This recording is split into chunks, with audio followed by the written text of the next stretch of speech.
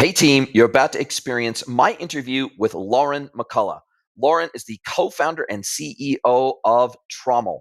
Tromml is an advanced analytics and reporting platform designed specifically for auto parts sellers, and they have really dug deep into this vertical, and they have designed a really cool technology to help these sellers be more successful, more profitable, and understand anomalies in their channel performance so that they can address those and make more money. They have deep integrations with existing wholesale distribution channels, marketplaces, and e-commerce platforms. And so they are doing something really super interesting in this space. Enjoy the conversation. I know I did. This is the E-commerce Edge podcast with your host, Jason Greenwood.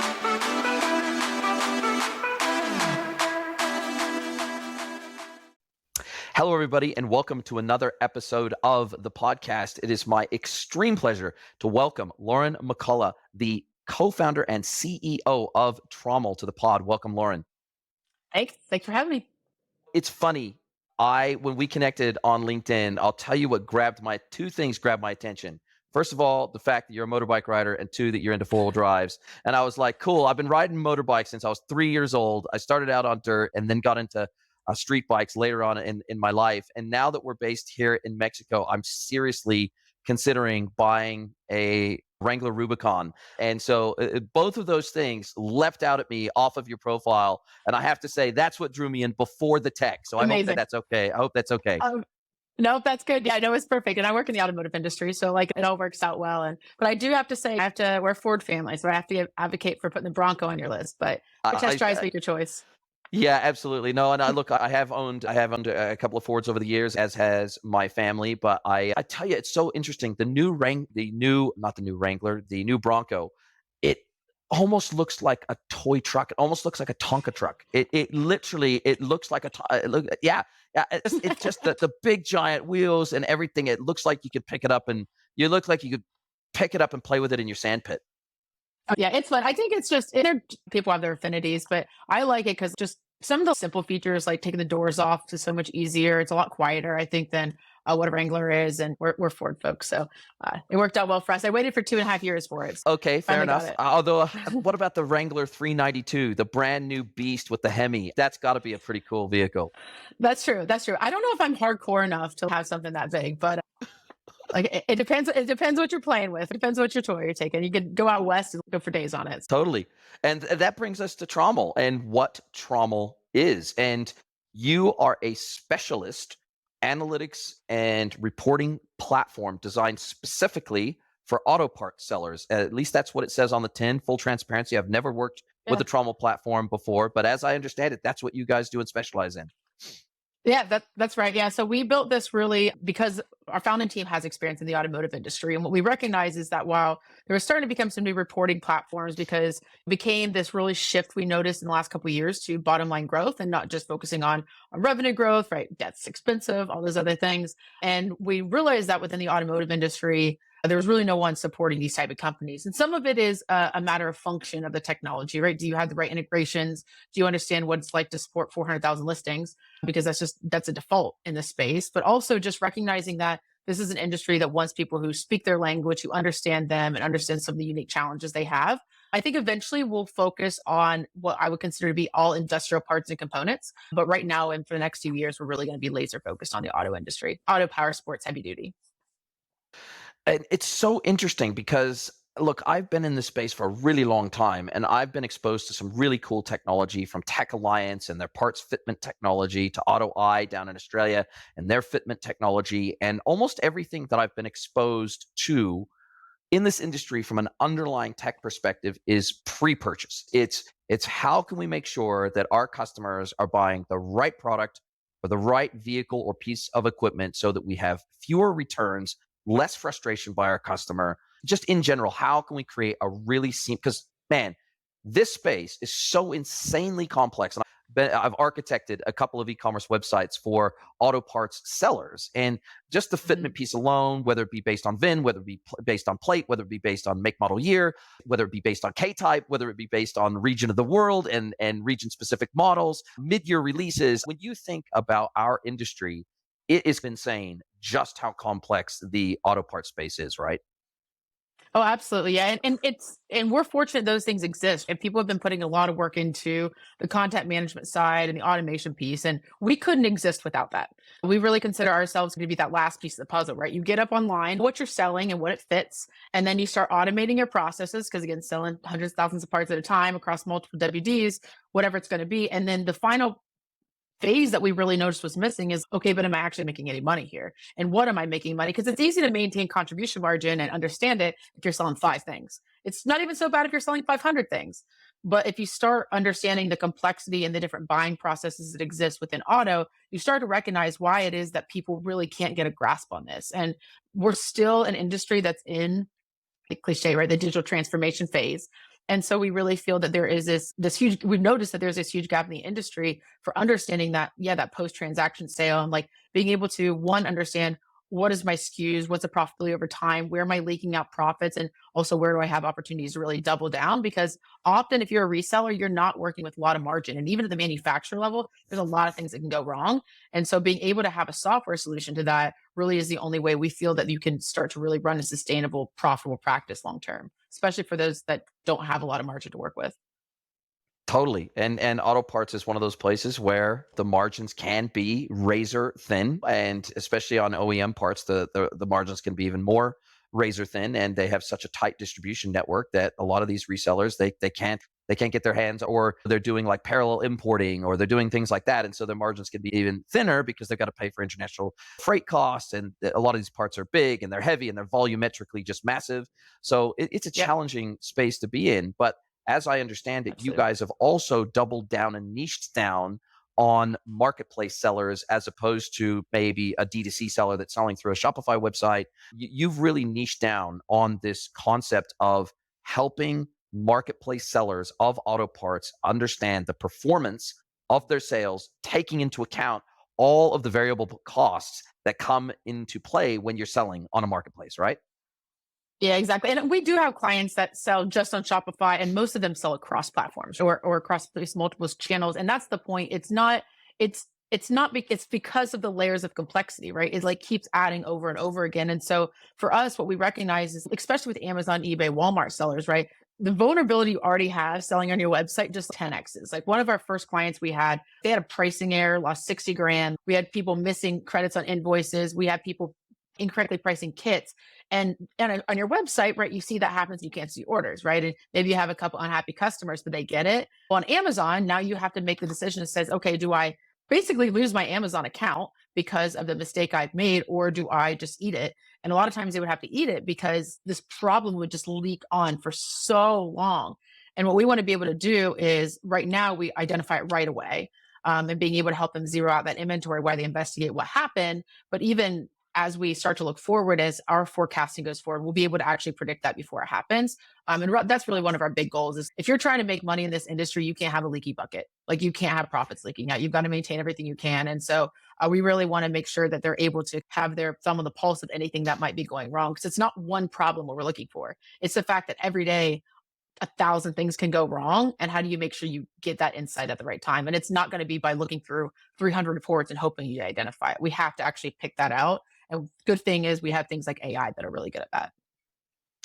And just to be clear, you are not an omni-channel listing platform, so you don't help people list their products on Amazon, eBay, Walmart Plus, etc. You are specifically a data visualization and analytics layer over the top of those sales channels so that these brands can better understand, okay, cool. On this one, I made this margin. On this one, I made this margin. On this one, I should be selling at this price, but I'm selling at this price. Here's what, and I'm guessing that there's some, I'm assuming, but I could be wrong, that there's some element of competitor analysis that goes along with this in terms of, hey, are we competitively priced on these specific marketplaces for matched SKUs? Yeah, yeah, to some extent. So it that stuff we're still ironing out in our company right now. So what we do with our customers at this point, we're very hands-on. So we have our kind of automated system so you can see how much did I make on every order, SKU, channel, customer, brand, slice and dice it however you want. And then we pick up patterns and abnormalities and trends. But what we work with our customer, and this is just part of being a startup, is we really want to partner with our customers so we can say, hey, what's an insight that we could provide automatically at scale, but we don't provide now? So competitor analysis came out of this recently. Hey, I really wish I had a better competitor analysis. Okay, this is something we're going to build. And now that's a component of insights that we can actually offer. So that's been our iterative process of working with our clients, because we recognize that the only way for these insights to be impactful is if they're directly hearing and seeing what these customers need on a daily basis. And then for us, as we're launching right now a chat-based app to, hey, talk to your data warehouse. So ChatGPT for your data warehouse. And that same component can give us customer discovery along the way. So we can say, hey, our customers really want to know about this. We do or don't have the data structure to report on that. And most of the time, it's just going to be because no one's asked that question before. So now we can cue that in as a prompt. And then now that's not something we're just available to provide, also something we're monitoring for. Because it's that monitoring component to pull out those golden insights, right? As we talked about, trying to pull out what's important, that's the key to the real solution, we believe. And when we think about how you technically get the data into your platform to begin with, are you connecting to the API layer over at Amazon, eBay, Walmart Plus? Are you doing RPA and, logging in via RPA and doing some scraping? Or, how are you getting, what is the source of the raw data that you're getting in? In the automotive industry, the answer is all the above. So obviously, we're going to pull over API when you have it, and most of the platforms, the selling platforms, were able to offer that. But because we work with a lot of customers who do drop shipping, they have invoices that come in, and so just because they had a price file that says this is $89.99 doesn't mean that's actually what they're going to get invoiced. And so we also want to take care of the reconciliation. So when we look at the actual invoice reconciliation side, we're pulling it over API sometimes, FTP, CSVs over email, really any way we need to. But we're starting to notice more and more stuff be available over API, but even things like EDI are not gone in our world. And that's one of the I think important parts of working in the industries we do is we recognize that's just the reality, and it's going to be that for a while.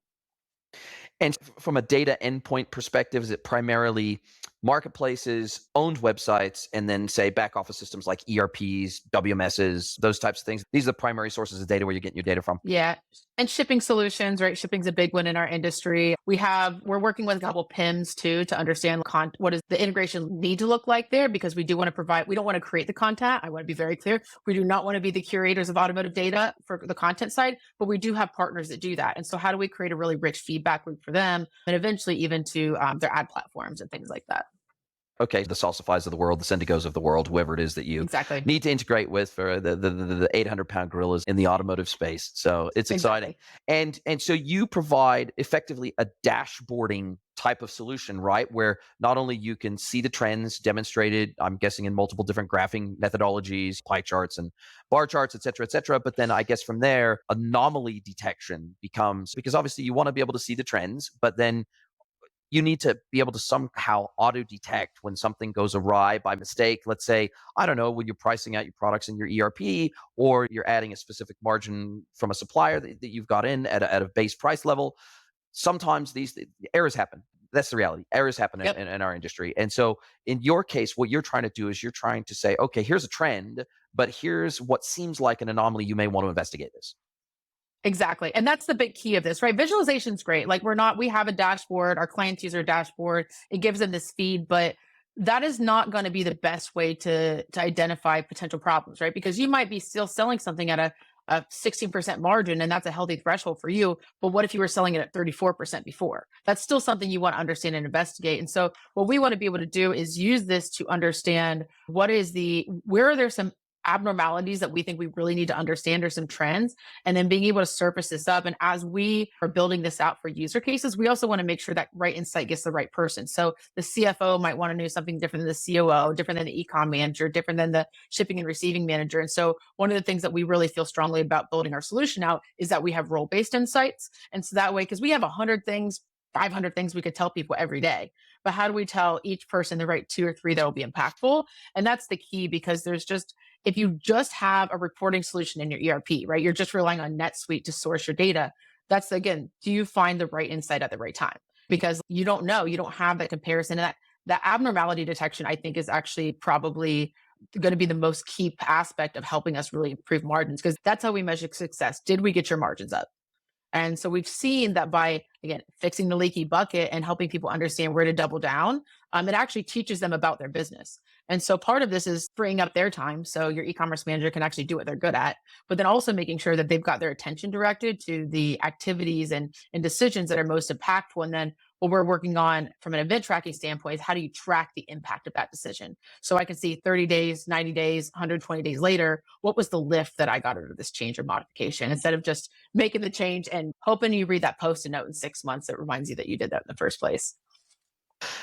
And do you also, I know that especially with Amazon, maybe I don't know if eBay and Walmart Plus are to the same degree, or even Target for that matter, but shipping guarantees and shipping times are so part and parcel of seller ratings. And the reality is that Amazon will demote you in a heartbeat if you're not shipping on time.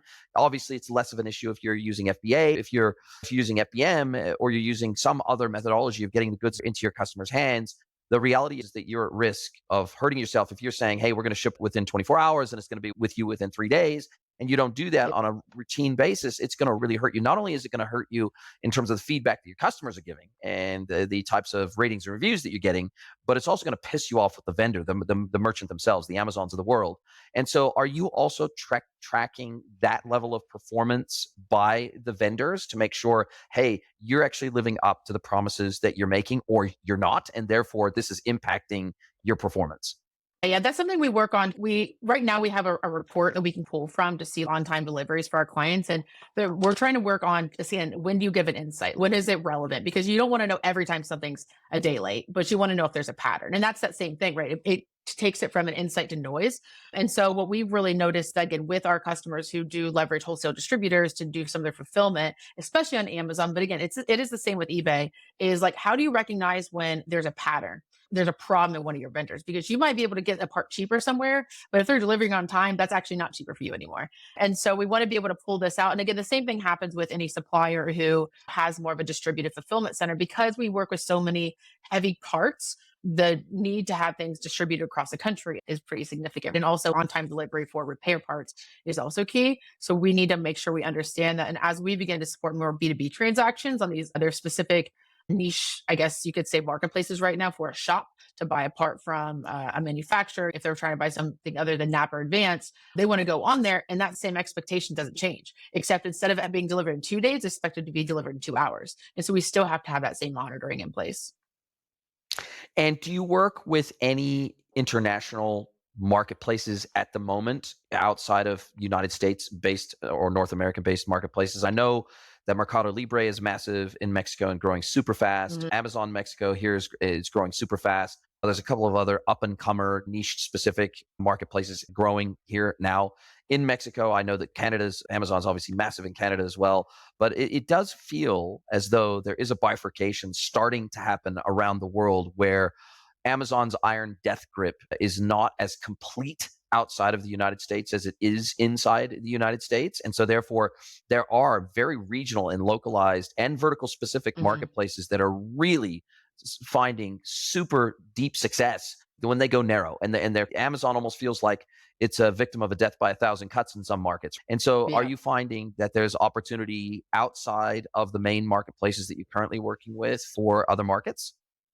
Yeah, definitely. It's not something we're supporting at this point, but it's definitely something we've been keeping a close eye on, because you're exactly right. And I think that there's even a version of that. There's a version of that here too, right? I have not, I've yet to meet a successful automotive seller that has used the Amazon Buy Local program. Like it's not working for them for whatever reasons. And so it's similar in that, especially for, we can look at automotive in a few buckets. You have like the repair side. So like the shop goes on and buys a transaction. That is still e-commerce, right? It's that B2B ecom piece. Those are those vertical ones. And those are the same ones we're seeing emerge in Asia and Mexico and South America, because they are also moving online, just like we are.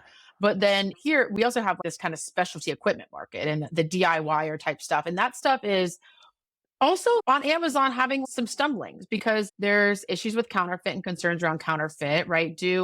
A lot of the brands are a little skeptical. They don't know if their products want to be listed, because if I'm selling a $1,500 shock, right? Like if I'm selling anything like that and someone buys it off Amazon and I have that manufacturer warranty, how do I know that's not counterfeit? And so there's just like this whole skepticism around it within the automotive market. And I think it's because we're talking about vehicles, which link to safety, which link to big dollar items. And so I would argue that Amazon has that exact same problem within certain aspects of the automotive market. but they're also thriving on certain accessories, right? Low and cheap accessories. They're continue to dominate for that. But that's the difference about the automotive industry is like you have the same company selling multiple different types of products with multiple different success rates. So they can sell really successfully this category of products in Amazon, and these are going to have to ship to a different marketplace. And are you finding that there's a shift in the market share by these major marketplaces in the automotive space? Because as an outsider's view, because I'm not an expert in this by any stretch of the imagination, apart from as a consumer, and I know that even a few years ago, when I had needed to buy an air shock from a Mercedes E50, that the only place that I could get effectively an OEM aftermarket, but still OEM product was through eBay, and it was only through the United States, and I had to have it shipped to New Zealand. But I'm finding more now that eBay, Amazon rather, oftentimes will have the same parts and it might be marginally cheaper. Whereas before, I would not have traditionally even started my search on Amazon for auto parts because I find that Amazon's fitment information is usually very lacking in comparison to the Tech Alliance driven fitment information that's available via eBay. So even Yep. sometimes if I end up buying off of Amazon, I'll go to eBay, figure out the fitment information, maybe get the SKU, maybe get the MPN or something like that, and then I'll paste that into Amazon and I'll compare prices and maybe look for it even through a direct to consumer website and see what the pricing is there. So I'll do my research. But are you finding that where, as an outsider, again, my perception was eBay had an iron grip on this market for like well over a decade, and it feels like that grip is absolutely loosening over the last couple of years. Definitely listening, I would say. I think that I don't think eBay is going to go away. I think some people in the industry would disagree with me. There's some skepticism, I think, about their ability to adapt and compete with Amazon. But eBay is still, especially for they're never going to lose on the used part side too. That's a piece that's always going to exist, and that's a whole again other industry part of the industry too. But I do think that the enrichment of their aftermarket data is quite robust. But you have companies like Parts Tech, for example, which is really, I think, is it the bigger challenge to eBay, especially because a lot of these shops are able to get it. And as they decide to, or if they decide to have a direct to consumer website, are we going to see that change again? And the challenge with eBay, I think, is actually the mode of operation that the sellers like engage with it. And so it was very normal when I entered the industry in 2019. People would just say, "Oh, I have these five wholesale distributors. I can, my catalog provider can create 200,000 listings of eBay data, and I'm just going to throw it in eBay and see what sticks." And then they would chip away and sell and hope that they can get a top rated seller after time. But I am not seeing many of those folks be successful, especially if they're new. What I am seeing be successful is people who really focus on lifetime value, honestly. So, like the Amazon and the eBays, I think are always going to have their role for these quick buys. But if you're going to buy a product from Mercedes, I would argue that you'd probably be more interested in having a website that has really rich content and shows you how to install the product. Who, if you have a good experience, you can go back and buy all your Mercedes parts with them. And so, those are actually the ones that I see becoming successful are those who are really thinking about how do I have a tailored approach? How do I can't compete with Rock Auto. I can't compete with all these people who've been on eBay for 5, 10 years. But what I can do is understand my niche, understand my market, and try to go after people in that way instead of trying to just have this like traditional approach. So I think that that is the change I expect to see in the industry is this like hyper down focus on product category. Like one of our clients does just off-road shocks and suspension parts, right? We have a couple other clients who just do European performance, right? And those same people come back and back. And that is where, again, it's a lot different when you're spending 5,000 bucks on a purchase versus $5 on some tiny little thing for your car. It's just, it's almost a completely different product type. Yeah, there's a saying, riches are in the niches, right? So the reality is that if you the 100%. more the niching down is a superpower, in my opinion. I worked with one of my clients, a consulting client, specialized in the 4x4 space. So 4x4 parts. That's all they did. They really did a hyper niching down, and only a very Hmm. tiny percentage of their parts were OEM. They were primarily specializing in the aftermarket and performance four-wheel drive parts, Hmm. right? Because it's such a massive upgrade.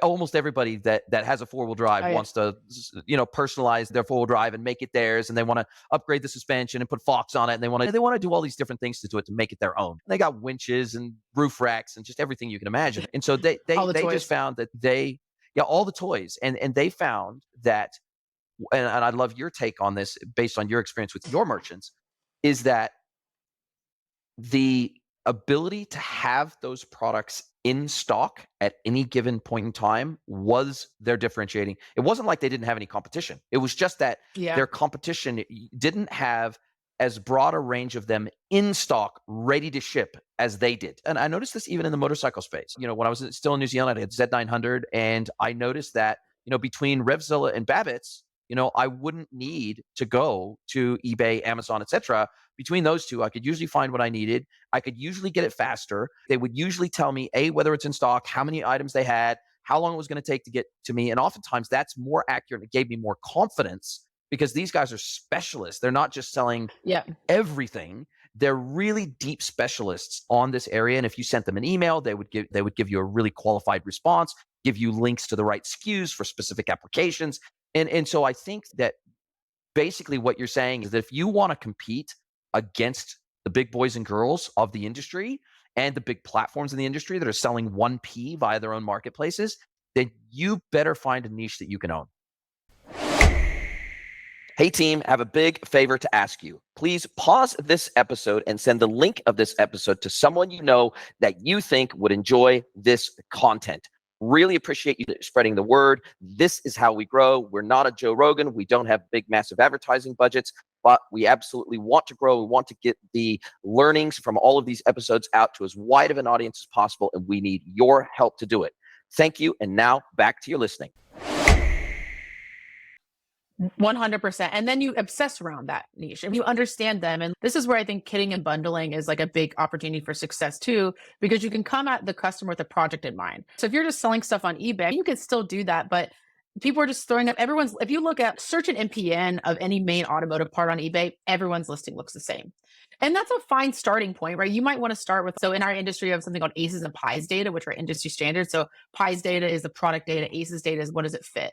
And that's required data to pull it in. But just because you have, and you still need a robust distribution network, right? Because availability, right? You want to have a robust product line, but you want to be based on the year, make, model, the product category, anything. And now all of a sudden, like you can create content around that. Like I think social stores are going to take market share. Like I actually think TikTok is going to crush it, whether that just be in an ad that they're running or in the actual shopping experience alone, because people want to see that content creator. And we know some content creators right now who do a lot of repair videos who people buy products from them because they want that YouTube station to still be there in 5 years. Like they don't want that YouTube station to go away. And so we see this happening with the content creator market and e-commerce merging. And I think in auto, it's like super rich for that. And probably even, I would argue even more so than maybe in like fashion, because of people having that affinity for that group and wanting to support, same way we've been doing in brick and mortars in our communities. It's that you feel like the person you're buying it from, you trust them. And so if you're going to drop a few $1,000s on a new toy for your car, right? Of course you're going to go there and do that over eBay. Again, and I think that's actually important because people aren't price shopping with quite the sensitivity. Like you can't charge 20% more. But if you're a specialist and you can give the person buying the confidence that they're actually buying the right thing for the right application and they're not going to have to send it back, potentially overseas to send it back, then they'll spend more for the privilege of Exactly. having that guarantee that they're buying the right thing. Exactly. It comes down to trust, right? The ability to buy off a website and to buy off a brand that you trust, right? Because that's really all a retailer is. And again, the manufacturers have the benefit of saying, I am a manufacturer and people buy from Fox because it's buying it from Fox, right? You want to buy direct from manufacturer. And that is their value proposition. And that's great. And I can totally understand. I've done that many times before. But if you are a reseller, whether you own inventory or if you're purely drop shipping, you are not actually selling your products, right? Like I don't actually argue that's not your product at all. Your product is the experience that someone has at your website. And that's why, like I said, things like kits and bundles are critical because I recognize that I can do a year make model search on my car and I can understand exactly, oh, this is everything I need to do to lift my car. This is everything I need to do. And sometimes they'll include tools with it, some of the little stuff. And now you're really not price shopping. It's a convenience buy. Like you're buying the bundle, buying the package. And I think that if people just shift their mindset to, I have to have every part under the sun to, I have to think about the projects that someone has in mind when they come to my website. Now all of a sudden you still might have a decent amount of listings. It's just the way you're presenting them. And most of the good websites I've seen, they actually start with that fitment search. Totally, absolutely. And that fitment technology integration is We could go down a rabbit hole on the numerous ways that can be integrated in and what data sources you can get from. And do I store that in my PIM, or do I pull it in real time when somebody's in a specific category? Do they create a garage on their website? Okay, these are my vehicles in my garage. Do I want that filtration when I select I'm working on this vehicle? Do I want that filtration to persist across my website and across my session and across my journey, so that I'm only seeing things that are going to fit that particular vehicle? So there's lots of ways to slice this and dice this. But I think your point is holds true, which is, if you think of yourself as opposed to just a parts supplier, and you move your mindset to being a solution provider instead, and everything that goes around providing that a holistic solution, that's a totally different way to think about approaching the market, right? Yeah. And then if you're creating a virtual SKU inside your ERP, for example, or in your PIM system, that's actually a bundle, it's just a BOM, it's just a bill of materials, it's got 5 different components in it, 2 units of each of Mhm. those 5 components in it, and boom, that's our unique SKU. And so that's a SKU that can't be searched on because it's unique to us. This particular combination of components, and whether it might be a combination of some OEM, some aftermarket, some upgrade, some standard performance. If we think about it that way, we think about creating tiers of groups of products and bundles of products for a specific application and specific use case. Like, computer manufacturers, computer suppliers, computer stores have become masters at this, because anybody can Yep. buy the CPU, anybody can buy the memory, anybody can buy the case and put a computer together. But it's these computer stores who have pre-built specific combinations of components that is the real value. And it's the fact that they put it all together Yep. for you, and they've tested it and they know it works, right? And in your case, because you're working primarily with marketplaces, not exclusively, but with primarily, Mhm. are you also pulling in things like PPC data? So if I'm a brand, I'm selling on Amazon, and I'm also running ads on Amazon, then that Mhm. becomes part of my COGS, right? That becomes part of my cost of goods sold, and marketing, and all my shipping costs and everything. So what data points do you not pull in today that you think are important, that you think, hey, in the future, we will definitely pull this in because it is part and parcel of sales, and ultimately margin performance? Yeah, absolutely. Yeah. So we right now we do it on a little bit of a, I would say, like a hands-on basis, because as we all know, ad attribution is a nightmare, an absolute nightmare right now. And but ad costs are incredibly expensive, which makes all the things we just talked about more important, right? Long tail keywords are key right now. But I think that for us right now, we're pulling in a lot of that ad data, especially on Amazon, eBay, especially because eBay has this weird thing called halo listings where they just basically arbitrarily decide, I don't, it's not really arbitrary. They arbitrarily decide to charge you for additional similar listings, whether or Exposure, not you right? had more. Exposure. Yeah. Yeah. So, anyways, there's a lot of these weird ad things. So we try to pull this in because we do want to understand those ad costs, attributing back to a sale pretty hard, but we can't attribute it back to a SKU.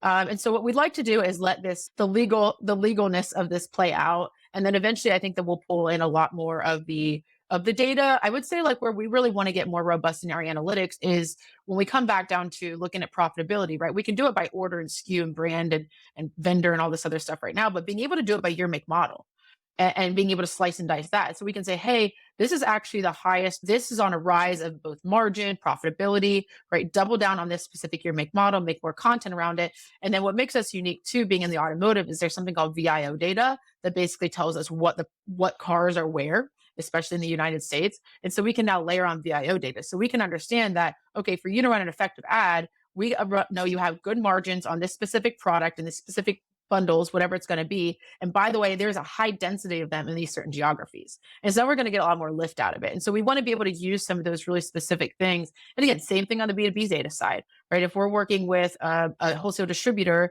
who is selling into, I'll use say they're on Parts Tech, right? The platform I brought up before.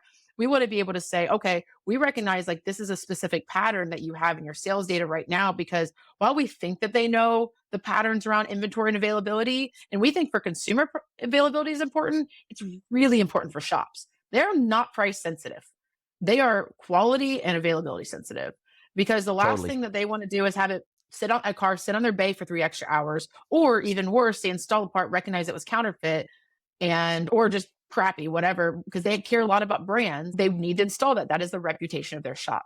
And so it exists in a very similar format. And we want to be able to understand too, for those folks who are doing both B2B and B2C, okay, how do these things pull in together? Because there's a lot of roll-ups, there's a lot of PE activity in the automotive space. And so it's very normal for a holding company to have 5 retail brands, 7 different manufacturing brands, 4 wholesale distribution centers. Like how do you pull all that data in together? And so for us, like growth isn't just about the variables we're pulling in, but it's what type of transactions actually taking place. And then how does that roll into insight back? Because again, our whole goal, our lagging indicator for us as a company is, did we improve your margins? Which is why we're so big on promoting a more tailored shopping cart strategy, because we think the best thing that most companies can do to improve their margins is to have a more focused approach. And so we do a lot of education around that. We do a YouTube series right now that's specifically helping folks try to understand, like, how do you have a more focused strategy and how do you have alignment across your sales team so that way you can be executing a lot more efficiently.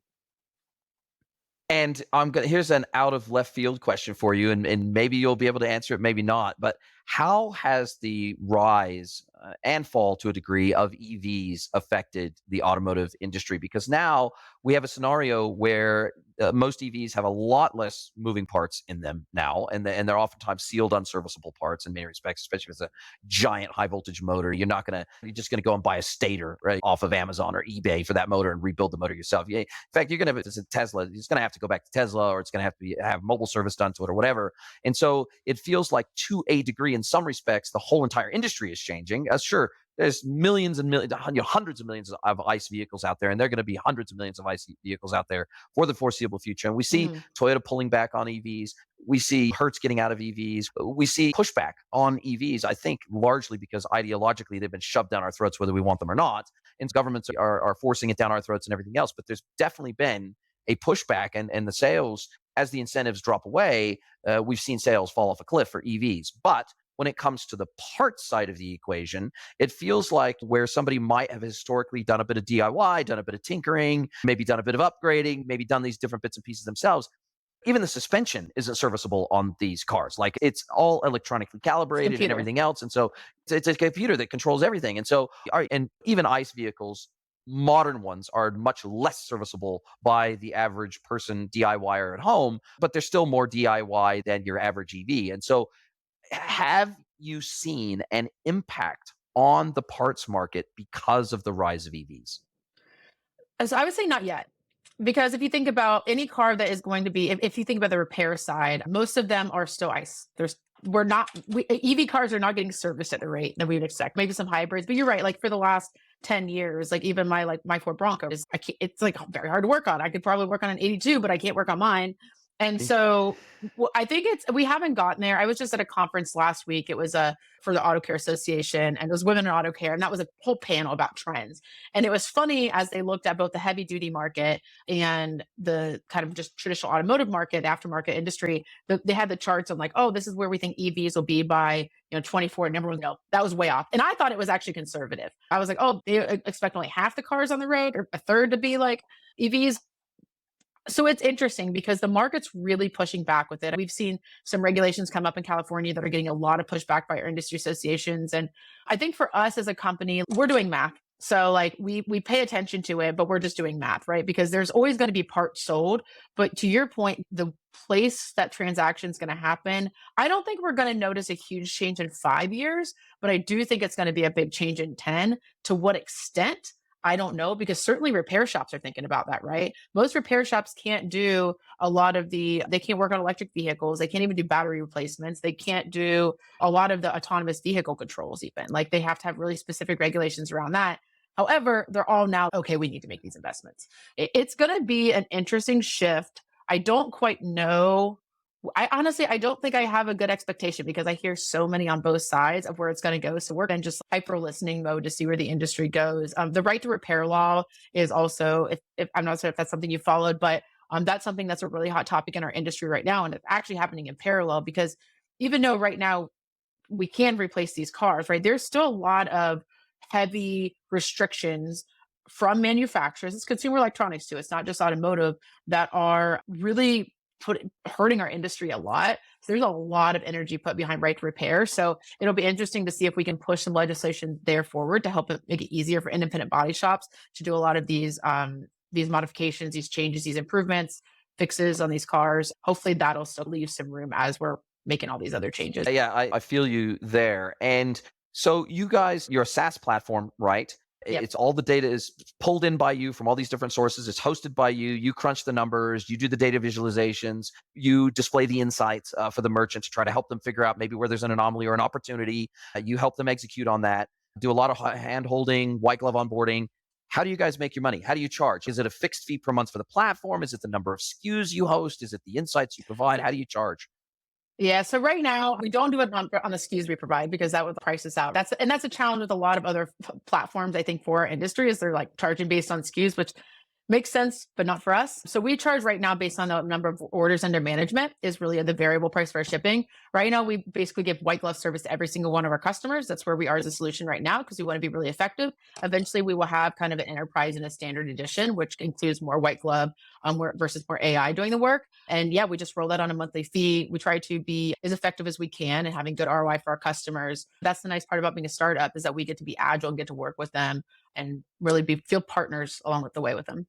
And in terms of you out of the box integrations that you can roll out today easily and consistently at scale, obviously we already said the Amazons, the eBays, the Walmart Pluses of the world. What I'm guessing you have an out of the box integration with Shopify, the BigCommerce, Magento. Like who do you integrate with that kind of that's it's easy for you to roll out to?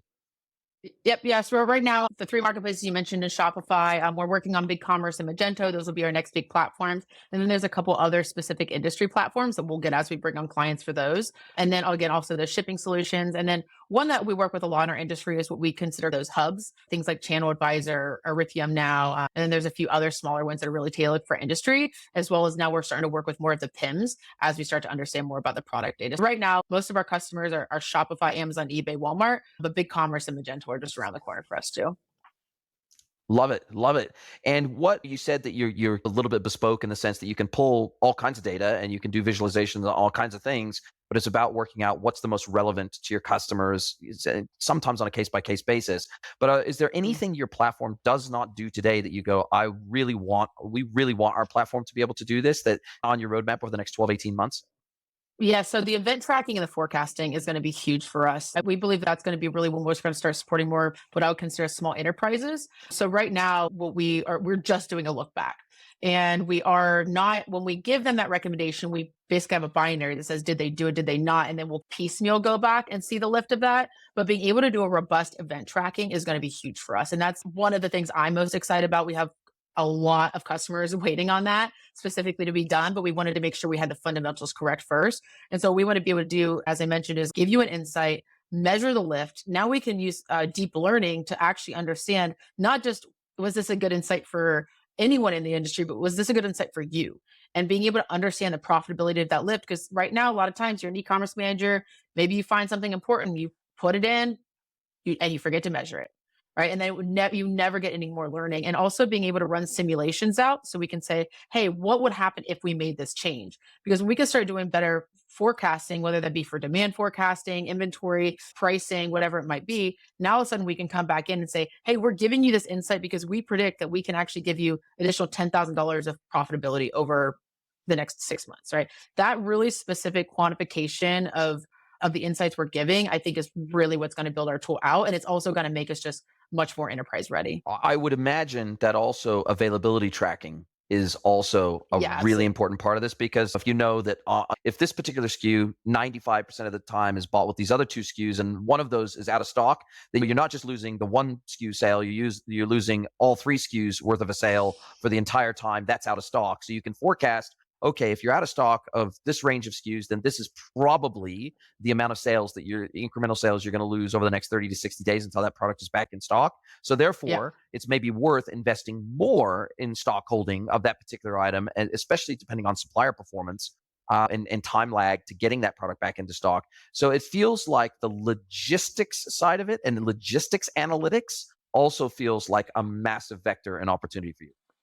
Absolutely. Yeah. We consider it to be like operations and finance teams is really the data teams we're supporting. And so operations is exactly what you said. And also we've been recognizing if you have a supplier network, I'm seeing their inventory chip down in our system, or I'm seeing your sales go up. Hey, you might want to go pay attention because you're risking this is a hot product right now. And if you think that WD is monitoring that, they might not be. They very Mhm. much well may not be realizing that. So you might decide, okay, this is actually something I want to buy in bulk.